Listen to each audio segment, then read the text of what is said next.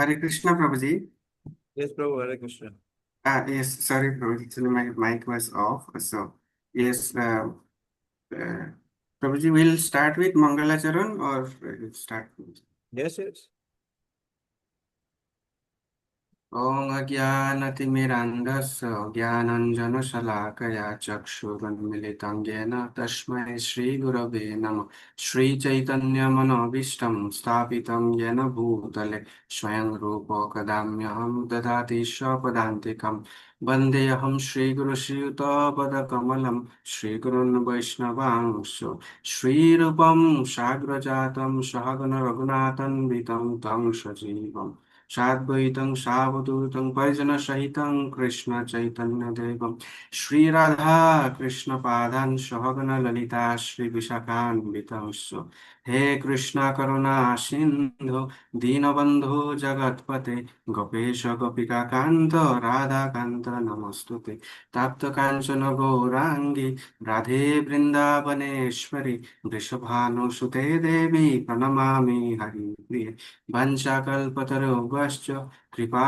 सिन्धुभ्येव च पतितानां पावनेभ्यो वैष्णवेभ्यो नमो नमः जय श्री कृष्ण चैतन्य प्रभु नित्यानंद श्री अद्वैत गदाधर श्रीवासादि गौर भक्तवृंद हरे कृष्ण कृष्ण कृष्ण हरे हरे हरे राम राम राम हरे हरे नमो विष्णुपदाय कृष्णपृष्ठाय भूतले श्रीमति भक्ति वेदांत स्वामी निधि नामिने नमस्ते सरस्वते देवे गौरवाणी प्रचारिणे निर्विशेष शून्यवादी पाश्चात्य देश नारायणं नमस्कृत्य नरं चैव नरोत्तमं देवीं सरस्वतीं व्यासं ततो जयमुदीरये.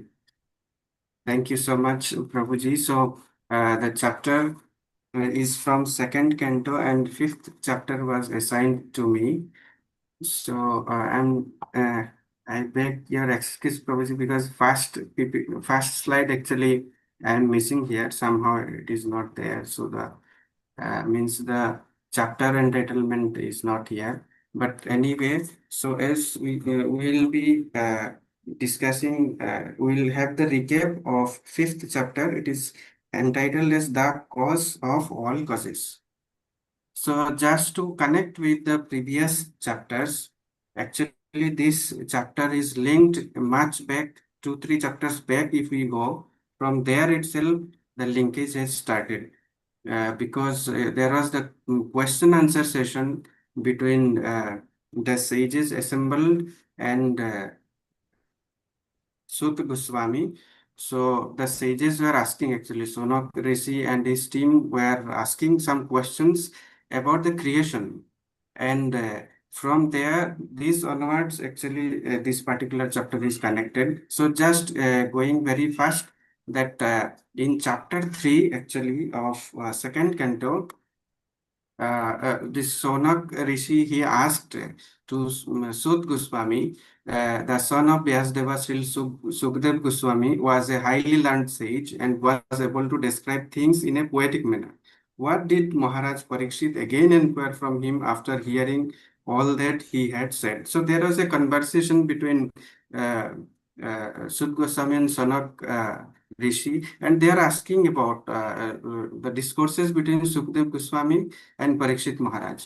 So that is going on, and these are the further verses that goes and Sukdev Goswami in 2.3.16. Sukdev Goswami, the son of Vyasadeva, was also full in transcendental knowledge and was a great devotee of Lord Krishna, son of Vasudev. So there must have been discussion of Lord Krishna, who is glorified by great philosophers and in the company of great devotees. So that part, and after that 2.3.25, that connected with the fourth chapter, where again Sonak Rishi, he asked to Sud Goswami, "O Sud Goswami, your words are pleasing to our minds.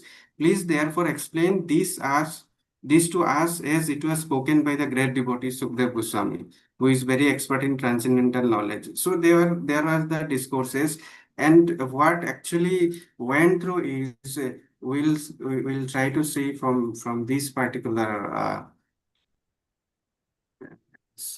issues. Okay, I think slide is visible. Okay, so we'll see that three different pairs of speakers and hearers are connected just to come to this particular chapter. So first we have seen that there was a discourses between Sonak Rishi and Sud Goswami.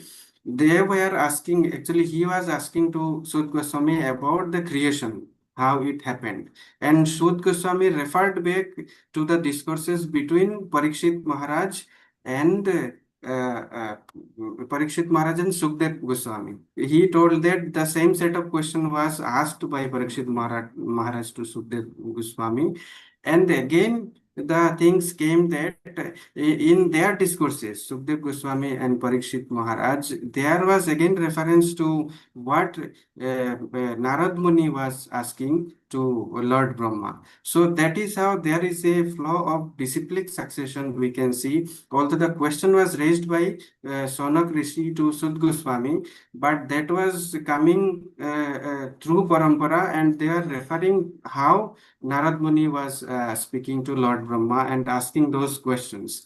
So here are very fast to go that these are the different verses where actually it relates to this particular chapter. These questions were asked, and this way 2.5 the fifth chapter started. So the question started in the third chapter onwards, but it flows through fourth chapter, and also in fourth chapter we have seen that the creation process of creation, although there was question regarding process of creation, but there is not much spoken about the process of creation. So in this particular chapter, the process of creation also will be discussed, and how Lord Krishna is the cause of all causes will be discussed. So this is how these chapters are linked together. So if we see there are some divisions, if we divide this particular chapter, so verse number 1 to 4, Narad Muni is asking questions to Lord Brahma, and 5th to 8th verse, Narad Muni glorified Lord Brahma. The ninth and 10th verse is Lord Brahma, he will acknowledge Narad Muni's question. And 11 to 20th verse, Krishna's energies and role in material creation, and also the purpose of Vedas and Brahma's role in creation. Those things will be discussed. And 21 to 34th process of creation, a detail will be given in 21 to 34th verse. And 35th to 42, how Lord Vishnu, assuming Virat Roop, and he sustains different planetary systems will be discussed.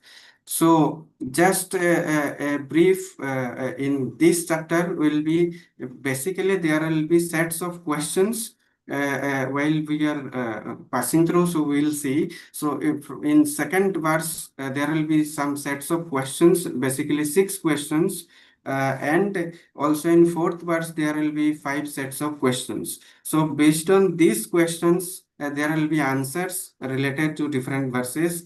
And so this is the preliminary slide here. The reference verses are spoken, but we'll be discussing it while going through. So just to start with, uh, uh, so I'll come later how these questions are linked to different verses, but just going through different subsections. So subsection 1 to 4, Narad Muni asking questions to Lord Brahma.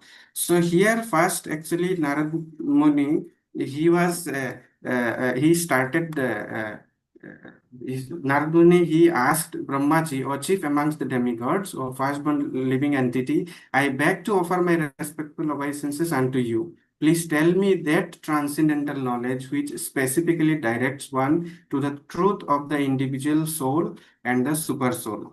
So Narad Muni actually first he is paying his obeisances to Lord Brahma, and then further he will put his question. So here in the purport, Srila Prabhupada has mentioned the importance of disciplic succession. So disciplic succession has been given importance here. And if we, from the verse, actually, if we find out some important points, what actually Narad Muni is indicating by paying his obeisances to Lord Brahma. So first is actually source of knowledge is the Supreme Lord Himself, and the first disciple was Lord Brahma, and then it came down. Next linkage was Narad Muni, and in this way, the linkage of parampara was established. And how this knowledge is transmitting, so it is requested and received. So this knowledge is to be received and through inquiry mode. So, and also there is some scriptural reference that evam parampara praptam. So, this particular transcendental knowledge has to be acquired through Guru Parampara, and that is what actually Srila Prabhupada is giving emphasis here, the importance of Parampara system. What actually Narad Muni is asking to Brahmaji, and he is trying to get the answer by in connection with Guru Parampara. So second verse, actually from there it starts the question of Narad Muni, and here he will ask six questions to Lord Brahma, and so these are the six questions basically. Yad Rupam, Yad Adhishtanam, Yad Yatha Srishtam, Yad Shangstham, Yad Param, and Yad Cho. So what are those questions? First question, Narad Muni asked that what are the symptoms of this manifest world? Second, what is its background? Then third is how it is created. Then fourth is how it is conserved. Fifth is under whose control is all this being done. And the last one is how it is composed of, means what are the ingredients of material world. Although in this particular verse translation, till 5 actually we find it, but in a discussion while Prabhuji he has clarified that we have six questions Narad Muni asked to Lord Brahma, and the last one was how it is composed of, Yat Cho. So these are the set of questions he asked in verse number 2. And in verse 3, actually, because he paid his obeisances and he is glorifying to Lord Brahma. So here, actually, Narad Muni has given one analogy that if we keep one walnut in our grip, then we have a total idea about the walnut. So, like this way, he is asking that Brahma is the direct creator of the manifested universe and everything within the universe. So he therefore knows what happened in the past and what will happen in the future also. So that is what Narad Muni is telling to Lord Brahma, that Lord Brahma, you know everything about the past, present, and also the future of this material world. So that is how he is actually putting his questions and trying to get the answer from Lord Brahma. So we'll see further verses. Again, in fourth verse, there are some subsets of questions. So the second verse questions are the main questions, because we see that in third chapter also the same sets of questions were asked by Sonak Rishi to Sud Goswami. So these sets of questions are the main, but again in fourth verse there are some subsidiary questions that Narad Muni has asked to Lord Brahma. He again wanted to know about what is the source of Lord Brahma's knowledge and under whose protection he is standing, and then under whom he is working, what is his real position, and do Lord Brahma create this material universe lonely, or there is someone else? Someone else hand is there. So these are the again subsets of questions he has asked. Now, moving to the second section, fifth to eighth verse, here Narad Muni will glorify Lord Brahma. So first he has paid his obeisances, then he has again asked the questions, and here basically he will glorify Lord Brahma. So if we see that the sixth verse, so the fifth verse basically. Okay, so fifth verse, Narad Muni, he was telling that as the spider very easily creates the network of its cohub and manifest its power of creation without being defeated by others. So also you yourself, by employment of your self-sufficient energy, create without any other's help. So actually here Narad Muni is trying to establish Lord Brahma's superiority. And in sixth parts also we see that whatever we can understand by the nomenclature, characteristics and feature of a particular thing, superior, inferior or equal, is not created from any source other than that of your lordship, thou so great. So here actually he is glorifying his spiritual master. Narad Muni is glorifying Lord Brahma here. And further moving, if we see control on it. Okay, but okay, so from this verse there are some important points. I think there is some issues in my computer, but okay, so there are some key points. What from this discussion we can see that a spiritual master should be respected as God's representative, but not as God Himself. So this is from the purport, the key points that were discussed. And if a guru claims to be God, he should be rejected immediately. And also, the Supreme Lord has no superior and does not worship. The Supreme Lord has no superior and he does not worship anyone.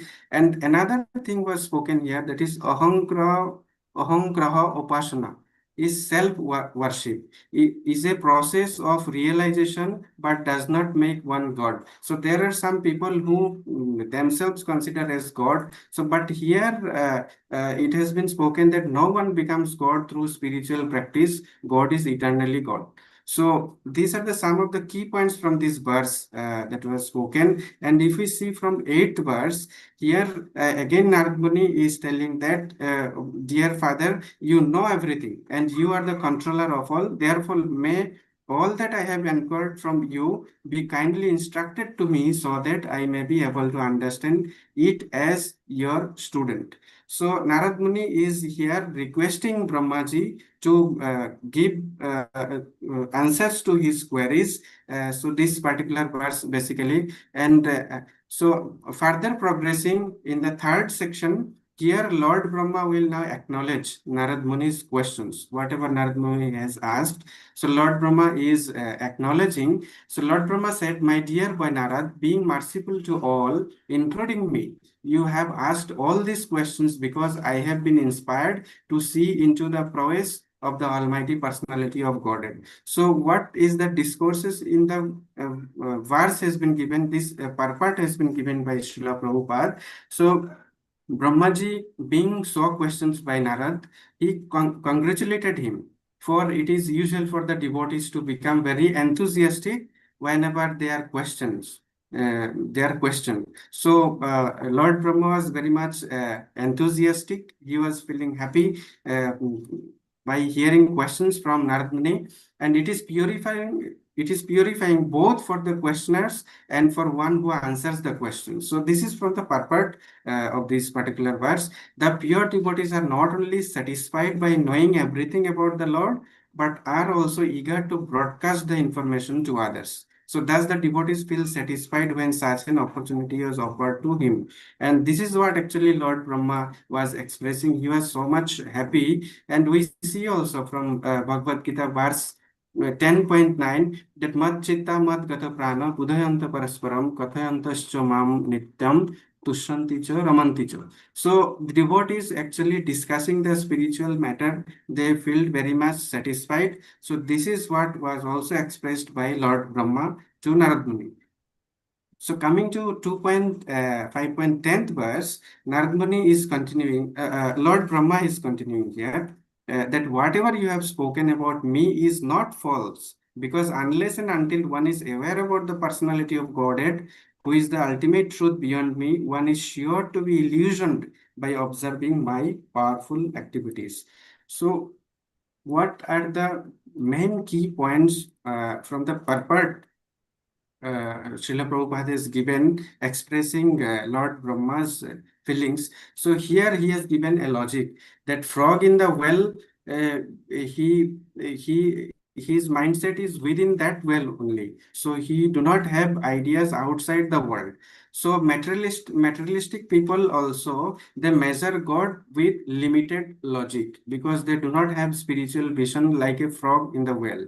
So Brahma, though the topmost being in the universe, is still not God. Even his lifespan is very high. So Narad Muni's initial confusion about Lord Brahma God as God was Supreme Lord's plan to educate others. So here actually Srila Prabhupada said that why this? Because Narad Muni is a liberated person. He knows that there is a Supreme Person, but still why he is asking Lord Brahma. So that was Supreme Lord's plan to educate others. So even liberated souls like Narada and eternal associate like Arjuna can exhibit bewilderment for the sake of teaching ordinary souls. So that is why he asked these questions. So the Lord is always transcendental and can never be equated with anyone, even the greatest personalities. We see here that in previous verses, actually Narad Muni was telling that Lord Brahma is knowing everything, so he is like a superior. But Lord Brahma here is, he will clarify the things that this is not the correct thing. So moving to the fourth section, that is Krishna's energies and rule in material creation and purpose of Vedas and also Brahma's rule in creation. So here Lord Brahma will clarify the doubt of Narad Muni, what he was asking there, and also he was telling that Lord Brahma is the superior. So here he will answer it. So Lord Brahma started answering here. So this is verse number 11. So he told about the creation that I create after the Lord's creation by his personal effulgence, known as the Brahmajyoti, just as when the sun manifests its fire, the moon, the firmament, and influential planets and the twinkling stars also manifest their brightness. So here, actually, this question 3 and 4 are answered, particularly that how it is created and how it is conserved also. In this particular verse, these two answers are given. So in part one answer will be given, and here basically if we see how it is created, so Lord Brahma is giving the answer that Lord Brahma is the secondary creator. So he creates after Krishna creates by his personal effulgence. So it will come in the next verses that how Lord Krishna creates and how Lord Brahma contributes to it. And also there was another question that how it is conserved. So in this purport, basically Srila Prabhupada mentioned that it is sustained by Brahma Jyotir. So the Brahma Jyotir, it is sustained. So it is conserved in this way. And also some subsidiary questions we have seen in fifth verse that under whom you are working and what is your real position. So these questions are also answered here in this particular verse. So Lord Brahma is telling that I am working under Supreme Lord because he is the secondary creator. And what is his real position also has been answered here. Although in further verses also we'll see those answers. So here in purport, Srila Prabhupada mentioned that the Brahmajyoti is all pervading and all creation is made possible by its power. Therefore, the Vedic hymns declare that everything that exists is being sustained by the Brahmajyoti. That is Sarvam Kala Idam Brahma. So that is discussed in this purport. So, but there are some key points from the purport. Srila Prabhupada is given, there are many key points, what actually Lord Brahma was expressing. So first of all, he told that he is not the supreme cause. Brahma, he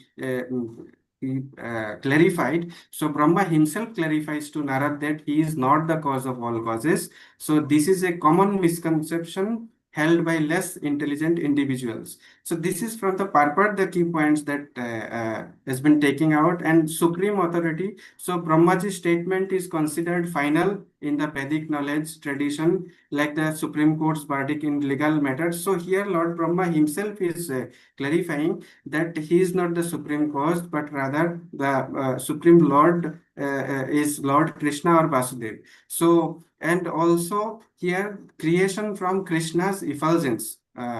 And then there are creation by potency, not tools, and also rule of Brahma has been spoken here. There are many points, but Brahma acts like a gardener. Actually, the example is given within the purport. So he acts like a gardener who helps manifest creation but does not create the seeds. So these are the things that Lord Brahma has clarified in this particular verse. So Brahma cannot create the seeds, but he can manifest the seed into a tree. So that example was given in this purport. And then in Brahma Samhita also, Lord Brahma has already told that I worship Govinda, the primeval Lord, whose effulgence in the source of the non-differentiated Brahman manifested mentioned in the Upanishad. So what he was telling about the Brahman effulgence, so this reference has been given here. And also Lord Krishna himself, he again told in 14.27 Bhagavad Gita verse that I am the basis of the impersonal Brahman, which is immortal, imperishable, and eternal. So, and is the constitutional position of ultimate happiness. So, ultimately, Lord Krishna is the source of everything. So, these particular verses are telling about this. So, coming to the 12th verse, uh, uh, I offer my obeisances and meditate upon Lord Krishna. So, Lord Brahma continues. Now he is meditating upon Lord Krishna and the personality of Godhead, whose invincible potency influences them, the less intelligent class of men, to call me the supreme controller. So here he is clarifying that the general mass of people, by the illusory effect of Lord Krishna's external energy, so they get bewildered and they consider others as the god, and if they do not consider Lord Krishna as the supreme. So this has been explained here. So this purport, from this purport we see some key points, that the illusory potency of the Lord bewilders less intelligent person, causing them to mistakenly accept persons like Lord Brahma as the supreme Lord. And Brahma actually, he himself rejected such worship, and he offered his obeisances to Lord Vasudev. So, just to clarify that he is not the Supreme Lord. So, and again, we have seen that Lord Brahma told in Brahma Samhita 5.1 that Krishna is the Supreme Lord. He possesses a transcendental body, and he is the original source of everything. So Brahma is aware actually of his true position, that he is not the supreme, but people, those who are bewildered by the illusory energy, they consider Lord Brahma as the supreme Lord. So that is what Lord Brahma has clarified in this verse. And again, moving to next verse, the illusionary energy of the Lord cannot take precedence, being ashamed of our position. So here we see the illusory energy, actually it cannot control the Supreme Lord Krishna, although it controls the bewildered souls. In previous verse we have seen. So this has been spoken here. In 14th verse, now, the creation process, Lord Brahma is starting to explain. From this verse, he will give description. So he told that the five elementary ingredients of creation, the interaction thereof set up by the eternal time, and the intuition or nature of the individual living beings are all differentiated parts and parcels of the personality of Godhead, Vasudev. And in truth, there is no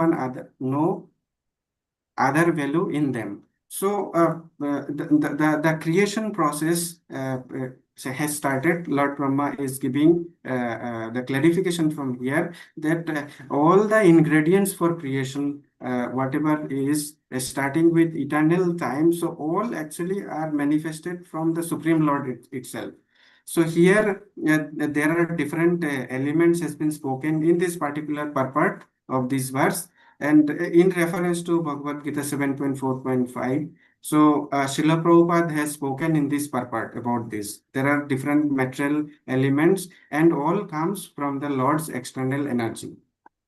And the living entity is from the Lord's internal energy. So they are not the external energy of the Lord, but in material world, the soul is deluded by ignorance. So while in the spiritual world, it remains in its pure spiritual nature. So these are the key points has been spoken, and in reference to what has been spoken in this purport. So the verses 7.4 and 7.5 speaks the same thing, that the five basic ingredients are water, fire, air, ether, and also mind, intelligence, Paul how they are the separated energies of the Lord. So these are the reference has been spoken here. And in 7.5, how actually the jivas are exploiting these five elements uh, has been spoken here in 7.5. So now moving to the next verse, that is where again Lord Brahma is continuing. The Vedic literatures are made by and are meant for the Supreme Lord. The demigods are also meant for serving the Lord as parts of his body. So it is a continuation that Narad Muni mistakenly told that Lord Brahma is the superior, he was thinking. But here Lord Brahma, in order to clarify, first he told that Lord Krishna is the supreme person, and all the Vedas are also meant for understanding the Supreme Lord. Even the demigods also are meant for serving the Supreme Lord as his parts and parcel. So this has been clarified in those verses. So here in the purport, Srila Prabhupada mentioned that without the Lord's relation, worship of the demigod is unauthorized. This is Avidhi Purvakam, just as it is improper to water the leaves and branches of a tree without watering its root. So in this purport, Srila Prabhupada is mentioning, and what is the, because in this verse, the sacrifice was mentioned. So Srila Prabhupada mentioned that what is the best sacrifice for this age of Kali. So this is chanting the holy name of the Lord. So that has been described here. And in 16th verse, if we see that all different types of meditation or mysticism are meant for realizing Narayan. So Lord Brahma is continuing and giving that how Lord Narayan or Krishna or Vasudev is the supreme Lord, and everything is meant to connect with him. So these are the referring verses, and in this purport also there are many key points has been spoken, but some of the important points again, the Brahma's role in creation. Lord Brahma, he admits he is not the actual creator. He creates under the inspiration and superintendence of Lord Narayan, and empowerment is by surrender. So the more one surrenders to the Lord, the more the Lord empowers them to act. So these are the different points that has been spoken, and also that wonderful acts of devotees, the extraordinary act of devotee are actually the Lord's work through them. So here actually it has been spoken that whatever credits is being given to the devotees, it is because of Lord Krishna. He gives the credits. So these are the different points has been spoken in this particular part. And verse 11.33 also, this reference has been given. So just next moving to the 18th verse, that person who are actually intelligent and philosophically inclined should endeavor only for that purposeful end, which is not obtainable even by wandering from topmost planet. So Lord Brahma is continuing, as far as happiness derived from sense enjoyment is concerned, it can be obtained automatically in course of time. Just in course of time, we obtain miseries. So we can see from the purport what Srila Prabhupada wanted to explain. So here it has been spoken that destiny is governed by karma or past actions. And there is all material positions are temporary, and true wisdom is seeking the eternal, blissful, knowledgeable life beyond the material world. And happiness and suffering, they are destined. So one should not run after happiness, rather one should devote his time and energy to serve the Supreme Lord. So that is what actually the message from this particular verse. And coming to the 19th verse, persons who are actually intelligent and philosophically inclined should endeavor only for that purposeful. So this is the same thing, same verse. But next 20th verse, what has been continued, O Brahman Narad, the superseer, the transcendental Lord is beyond the perception of the material senses of the living entities because of the above mentioned three modes of nature. but he is the controller of everyone, including me. So Lord Brahma is giving clarification in this particular verses that actually he is not the supreme, but supreme Lord is Narayan, Vasudev, or Lord Krishna.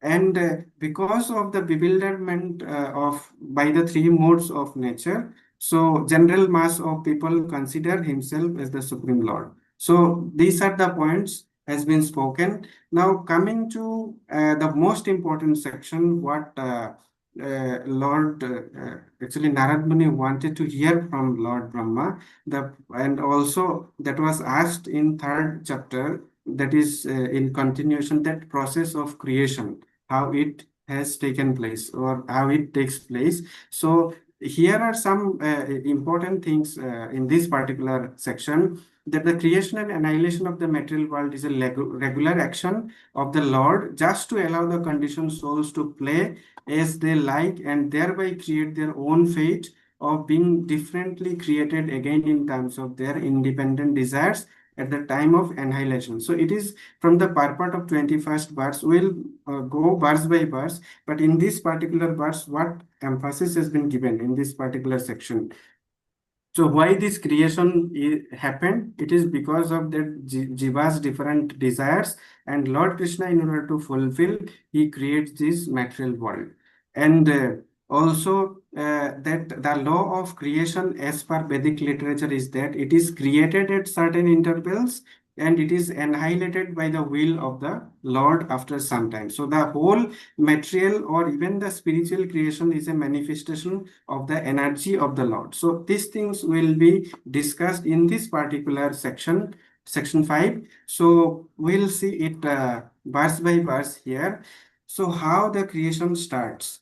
So first, that process of creation has been detailed here. The Lord, who is the controller of all energies, thus creates by his own potency first the eternal time, and then the fate of all living entities and their particular nature. So from this present particular graphics, we can see that first the eternal time will be created, and that eternal time decides actually the fate of all living entities and their particular nature based on the material modes.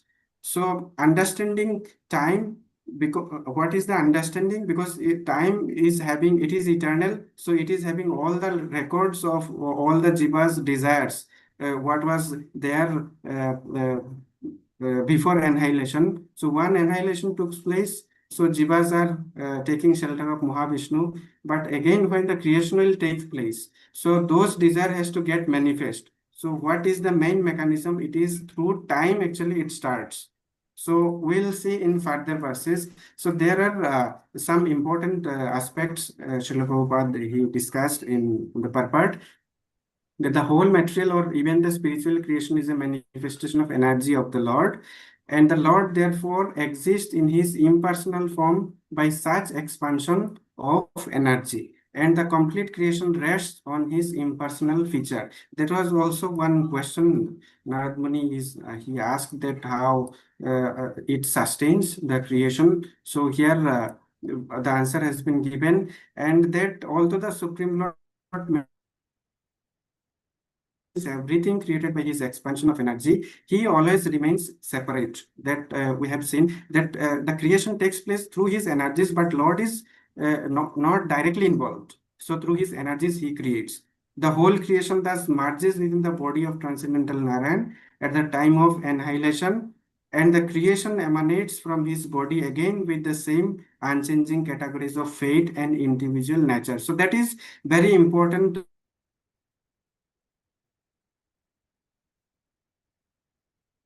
message what has been spoken in this. Once the time gets manifested, so again the fate and the desires of individual will be getting manifested, and accordingly they will get the body.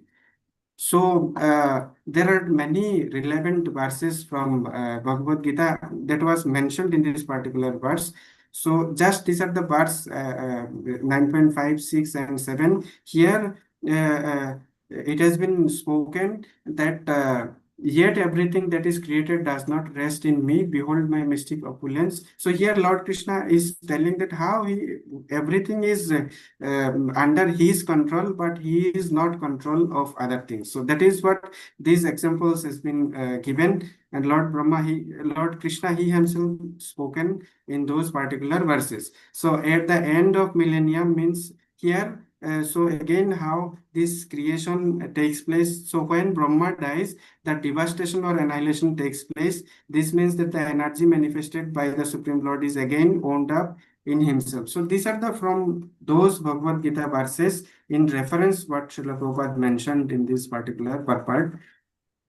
So here, I think this is the main starting verse of creation. In previous verse, it was told that from time and the jivas they are given with their fate and then they get the body. But how actually this creation takes place? So here we can see that after the incarnation of first Purush, that is Karana.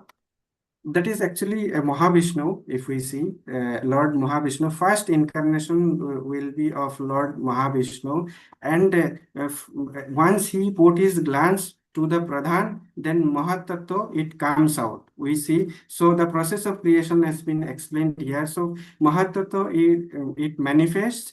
Or Mahatattva is also called as the principle of material creation. And after that, once the Mahatattva is manifested, then the time is manifested.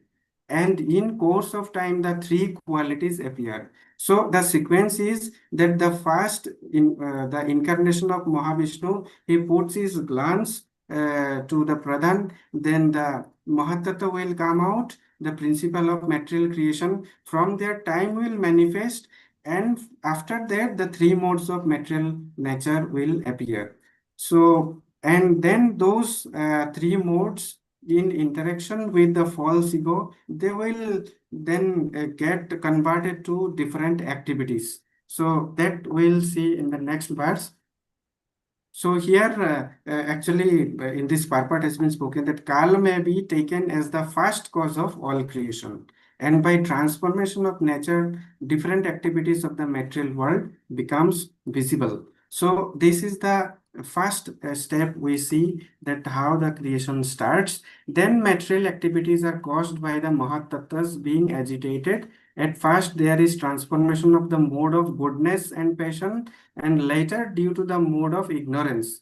Now, in interaction with these three modes and the false ego, we'll see that these three things will generate. First is matter in interaction with mode of goodness, and then the knowledge of the material world in interaction with mode of passion, and third is in interaction with ignorance, the different activities of material knowledge will come out. So these are the steps how gradually the creation takes place and different things they gets manifested. So here again we can see this is the again graphical presentation that how this three mode gets converted. So first from tamas, different from actually from mode of goodness and false ego, matter will generate, and then material knowledge from rajas, and then interaction with tamas, different activities of material knowledge will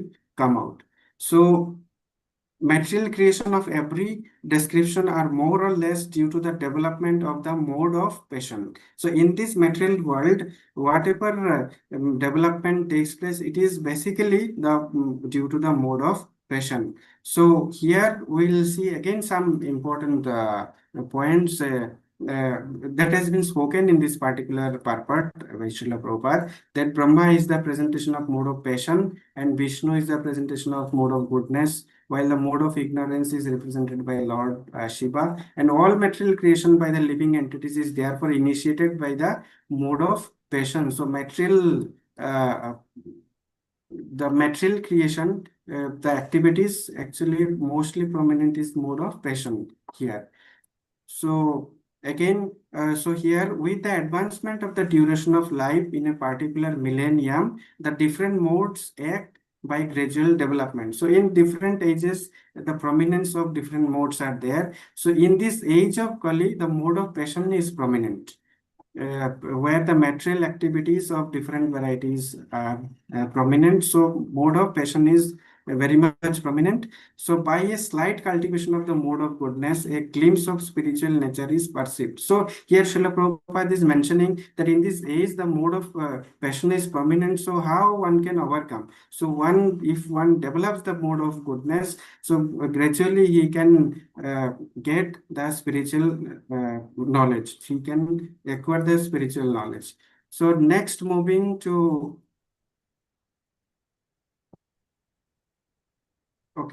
verse number 24. So the process of creation is continuing. So ego or false ego, it interacts with three modes, and gradually it will create the matter, knowledge of material creation, and the intelligence. So these are the proper sequence. If we see here that if when the false ego it interacts with the mode of goodness, so the powers that evoke the matter, so powers that evolve the matter, it comes from the interaction of false ego and mode of goodness. And from passion and false ego, the knowledge of material creation, it comes. And when interaction between tamas and the false ego is there, so intelligence that guides such material activities, it will manifest. So these are the sequence that has been described in this particular verse. And so in purport also, Srila Prabhupada has mentioned many points. So one important is that to realize the Supreme Personality of Godhead, one has to purify the materialistic senses by devotional service. The mode of goodness or the Brahmanical culture recommended in the Vedic literature is helpful to such spiritual realization. So one is to develop the mode of goodness, and in order to rectify this great anomaly of materialistic civilization based on the principles of different uh, aspects has been spoken, karma yoga, jnana yoga. So through the process of devotional service, actually one can purify. So this has been spoken also in this verse, Bhagavad Gita 9.27, Yat karoshi yat asnashi, yat juhashi dadashi yat tapasyashi kantya tat kurusha mat arpanam. So Lord Krishna is telling whatever you do, whatever yajna you perform, sacrifice you perform, you do in connection with me. So if we do in connection with Lord Krishna, means if we perform devotional service, then we can overcome the lower modes. So this is what has been spoken. So further moving in verse number 25th. So here in the process of creation, if we see, so from the darkness of false ego, the first of the five elements, it will come out. This earth, air, water, fire, sky. And the subtle form is the quality of sound. So exactly as the seer is in relationship with the scene. So here actually Srila Prabhupada has emphasized one thing, that as sound has been given importance here. So here if we see that it is said that first tan mantra sound is created and then the sky, but sound is subtle form of the sky. So next we will see here importance of sound has been spoken about Lord Chaitanya Mahaprabhu, that vibrating the sound of holy name, and then we have to get connected to Krishna. So that importance has been given. The sound representation of the Lord is non-different from the Lord himself, because the Lord and his representation in sound are absolute knowledge. And we see from this verse that Nam Nam Akari Bohuda Nijo Sarva Shakti. So from this verse, Srila Prabhupada is giving emphasis that how through sound, vibration, or chanting the holy name, we can get connected to the Supreme Lord. So that has been spoken. And coming to the verse number 26 to 29, the creation sequence and qualities of five gross elements. So here we'll see what is the sequence. In previous verse, we have seen these five gross elements are created. Now, what is the sequence? So first, the sky is generated, then air, fire, water, and earth. And Srila Prabhupada has given the characteristics of every elements here. So first, sky sound is important. It is relevant, and with air, touch and sound is important. And also, this air actually it increases duration of life, sense perception, mental power, bodily strength. That has been spoken in this particular verse. And fire, it has form, touch, sound. Then water, along with this, it has the taste. And earth, along with those aspects, is it has added smell or odor with that. So this aspect has been spoken here in this particular verse. So next, coming to the 30th verse.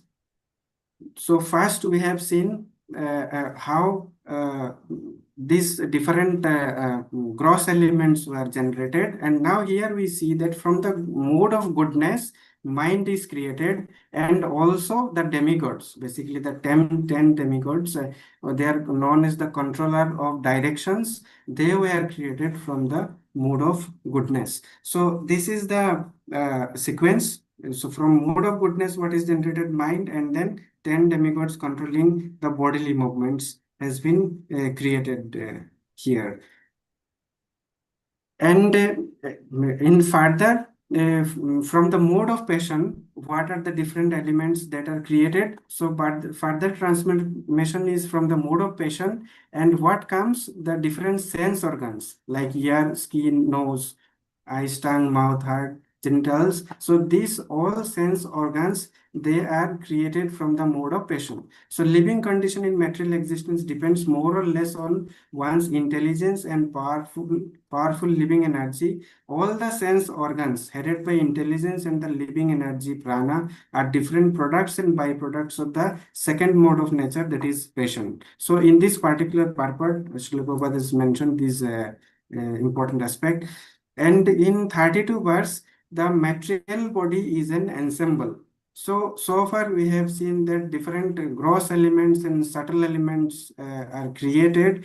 Now, how this material body is an ensemble in this particular verse has been spoken. So, Lord Brahma continues on earth, based of the transcendentalist, the form of the body cannot take place as long as these created parts, namely the elements, senses, mind, and modes of nature, are not assembled. So, what are the significance of this particular verse is, as from beginning, Lord Brahma started answering, he is giving the answer to Narad Muni that he is not the supreme person, rather supreme Lord or Krishna, Vasudeva, Narayan is the supreme, and from him actually every aspect is generated. So here again he is telling that without these different elements coming out from the energies of Supreme Lord, Lord Brahma cannot do anything. So this is what actually the inherent meaning of this particular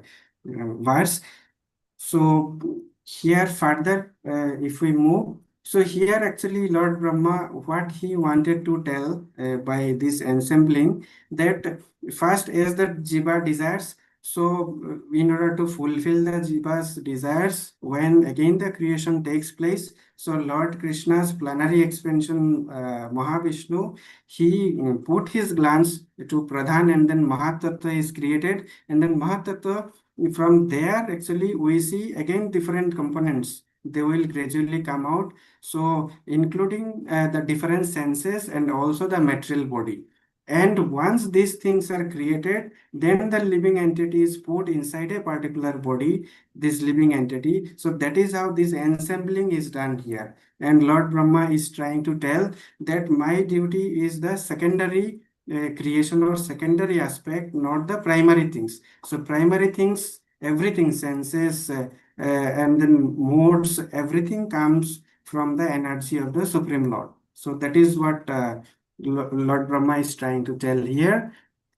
And again, if we see next verse, then this is particularly how the universe is created. This particular verse explanation is there. So Mahavishnu, first he glances over the Pradhan, then Mahatattva is created. And in Mahatattva, there is Mahatattva, actually, Lord Vishnu, he will enter there, and then he will sleep there, and then he breathes. So once he breathes, innumerable universes they comes out. So from Mahatattva we see that how the innumerable universes are created. So that is because of Lord Mahavishnu. So has been spoken here, and after that we see it continues. So Mahavishnu again he expands as Garbhodakashayi Vishnu, and Garbhodakashayi Vishnu he enters in each planet.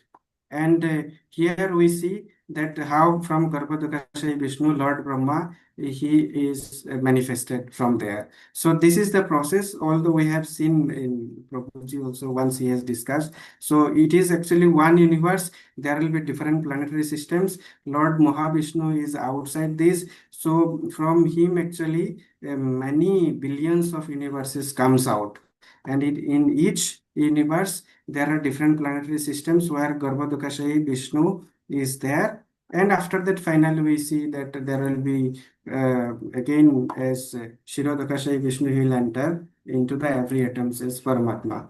So here I think this particular verse I will take little 1 or 2 minutes, and then we'll move further. Srila Prabhupada actually he is giving details of creation, how it takes place. So he starts that in a corner of the spiritual sky of Brahmajati, a spiritual cloud sometime appears, and the covered portion is called the Mahatattva, what we have seen here. And the Lord then by his plenary person as Mahavishnu lies down within the water of the Mahatattva, and the water is called the Kaushal ocean or Karanojala. While Mahavishnu sleeps within the Kaushal ocean, innumerable universes are generated along with his breathing. So these universes are floating and they are scattered all over the causal ocean. They stay only during the breathing period of Mahavishnu. Now, each and every universal globe, the same Mahavishnu, he enters again as Garbhodakashayi Vishnu and lies there on the serpent-like Shesha incarnation, and from his navel, Lord Brahma comes out. So Brahma then creates all forms of living beings of different shapes in terms of different desires. So this is how he is the secondary creator, that this thing has been spoken here. So therefore, the chief engineer of the material creation is the Lord himself, as confirmed in Bhagavad Gita 9.10. Maya Dakshina Prakriti Shuvatena Characharam. So Lord Krishna, he confirms here that he is the chief engineer from whom everything emanates, and after that secondary creation will be taken over by Lord Brahma. So in 34th verse, continuing that thus all the universe remained thousands of eons within the water, and the Lord of living beings entering in each of them caused them to be fully animated. So once Garbhodakashayi Vishnu he entered in each universe, so the actually fully it will be fully functional. All the universes starts fully functional operations. The Lord, therefore, is ultimately the cause of all animation in the material world. So here again it has been spoken that although directly Lord Krishna is not involved, but indirectly he is the one who is ultimately the cause of all animations in the material world. And coming to the last section, section 6. So here now Lord Vishnu, he assumes Virat Rup and sustain different planetary systems. So we have seen that first from Mahavishnu, the different billions of universes came out. In each universe, as a Garbhodakashayi Vishnu, he entered. And now in each universe, there are many planetary systems that will be spoken. So how these planetary systems are again sustained? So it is Lord Vishnu, he is Virat Rup and sustaining different planetary system. So we'll see how these things are explained here. So verse number 35.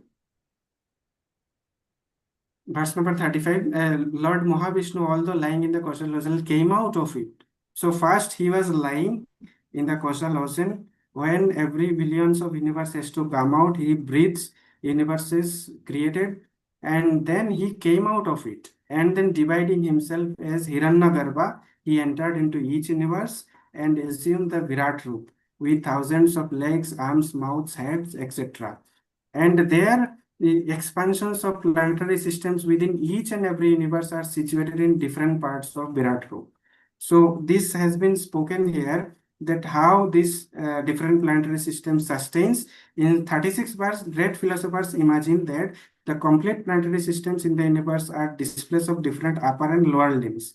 So here we'll see that in 37th verse again, so now different components of Virat Rupa are being spoken here. So different planetary systems are sustaining, that will be coming afterwards, but in that verse also it is spoken that how the different varnas are the different body limbs of Virat Rupa. So like Brahmana, Kshatriya, Vaishya and Shudra, how also they are different parts of the Virat Roop has been spoken here. So Brahmanas is actually resembled by mouth or head, Kshatriya as arms, Vaishyas as thighs or waist, and Shudras as laborer class. Also, they represent the legs of the Virat Roop. And different rules also has been spoken in this part. So in tabular form, I have put what Srila Prabhupada has spoken. So everyone's rule. Brahmana, they has to speak the truth and what the Kshatriyas has to perform protection work, and Vaishyas, they basically concentrate on production and distribution of food, also cow protection, and laborers or Sudras, what they have to do is physically support. So by through this process also, every aspect, all as it has been mentioned that everyone is a bodily part, bodily different parts of the Supreme Lord. So everyone in this way performing their duties, they can get connected with the Supreme Lord. So that is what has been spoken in this particular verse, and also has been given some key concept that all beings are part and parcel of the Supreme Lord, and human life's purpose is to understand and act according to one's eternal relationship with the Supreme Lord. So that is from this particular verse, and peace and prosperity are only possible when society functions in harmony with the Supreme Lord's plan. So these aspects are spoken in this particular verse. And now the positioning of the planetary system, as different planetary system has different positions in the Virat row. So here has been spoken, I think it is here. So we can just in a pictorial format, I think I tried to show it. So verse 39 has been spoken. So here we'll see that in the leg part, actually, the lower planetary system up to the limit of the earthly stratum. So they are situated. And if we see in the navel part, so middle planetary system beginning from Vuvarluka, and after that in the chest, the still higher planetary systems occupied by demigods and highly cultured sages. Sorry, it is crossing 10. Yes, Prabhuji, Can just I summarize now. think just 2-3 minutes, Prabhuji, I'll summarize it. Yeah, and in neck, Janaloka and Tapaloka, and spiritual world is above those. So it is not a part of material world. So just proceeding fast. So again, different lokas, how they are situated. Upper lokas, lower lokas has been spoken in these verses. And in the so here are some display issues in the screen. But anyway, so in coming to the 42nd verse, so the conclusion has been given that others may divide the whole planetary system into three divisions, namely the lower planetary system, and the divisions of the complete planetary systems are here mentioned. So as already we have seen that in previous verses, detailed it was given, but I think we'll proceed just to summarizing. There are many things in different sections, but just to summarize quickly, different questions where it has been answered. So first, what are the symptoms of this manifested world? It has been given answered in 2.5.33. So it under the symptoms are that the creation, actually it undergoes primary and secondary creation, it remains floated, and it exists until the Mahavishnu's breathing period. And what is its background? It is just to satisfy the desire of Jiva's Lord Krishna, he has to create this material world. How it is created? Lord Brahma is secondary creator, but first ingredients are created from the Supreme Lord. We have seen. So 11th verse and 17th verse, how it is conserved, sustained by Brahmajatir, it has been spoken, and under whose control all these things are done. So verse number 70 to 18, it has been given how it is composed. We have seen earth, air, water, fire, every aspects. So 2.25 to 29 verses it has been spoken. And basically the subsidiary questions, 17th and 20th verse, every answer has been given. So these are the details. I'll just proceed. Already has been discussed. I think I'll conclude here. Thank you so much, Prabhuji. It took actually much time, so I'm sorry for that. Yes, please.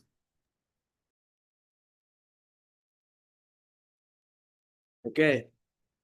Manorama Prabhu, you have done a PhD in the process of creation and how Krishna is the cause of all. One of the very difficult chapters, but the way you have entered into it, so many details you have become clear, I would say rather convincing.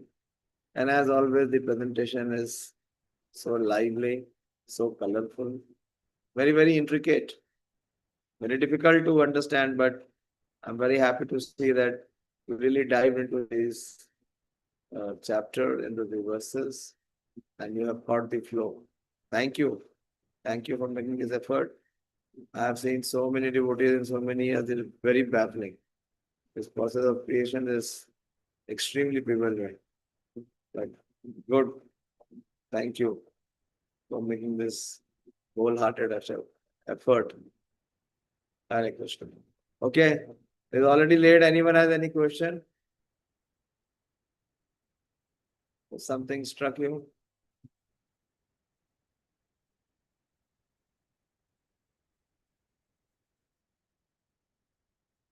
Hare Krishna Prabhu ji. Yes, Yes, Priyanka. Hare Krishna. हरे कृष्ण मनोरम प्रभु जी। Thank you प्रभु जी, आपका presentation हमेशा सी की तरह मतलब पूरे graphics and chart के साथ, diagram के साथ। हाँ, मैं तो हमेशा आपकी प्रेजेंटेशन के लिए वेट करती रहती हूँ कि कब आपका आएगा। तो प्रभु जी, मुझे 32 वर्ष का जो आपने चार्ट दिया था कि जो महतत्व होते हैं होता है ना, द विल ऑफ लॉर्ड, तो वहां पे लिविंग एंटिटी कैसे बनता है इसका चार्ट था प्रभु जी। मुझे कुछ इतना समझ नहीं आया। In 32, 32nd verse, Mataji. Yes yes प्रभु जी। Okay, so actually, living entities they already rest in the Mahavishnu's body when the annihilation will takes place, but it will be in a dormant state. So because once every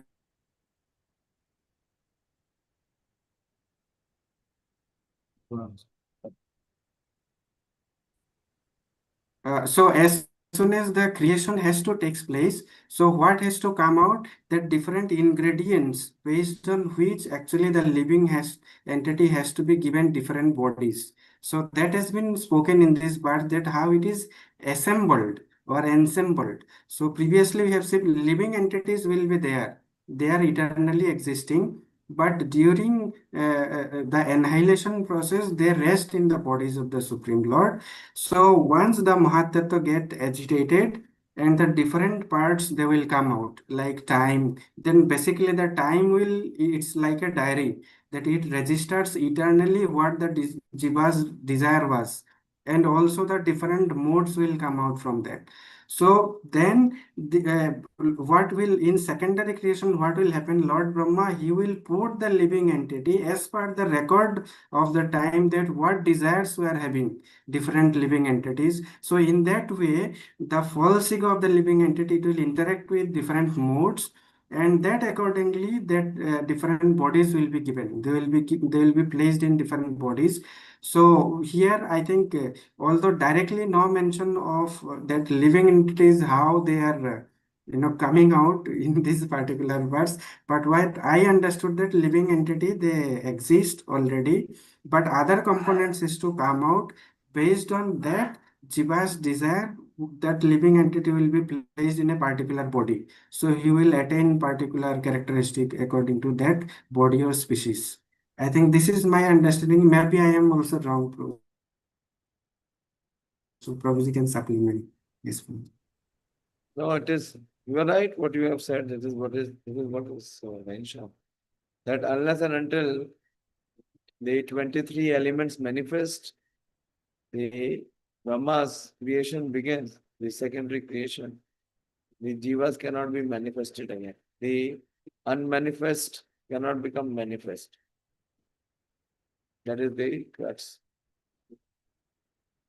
Okay, Prabhu, thank you very much for your effort. You can share the presentation. Yes, Prabhuji. Thank you so much, Prabhuji. There may be some mistakes, and also I took much time. So I am sorry that for that, Prabhuji. Very extensive. Thank you. Thank you so much. Shrimad Bhagavatam की जय, श्री प्रभुपाद की जय। All glories to the Assembly. Hare Krishna.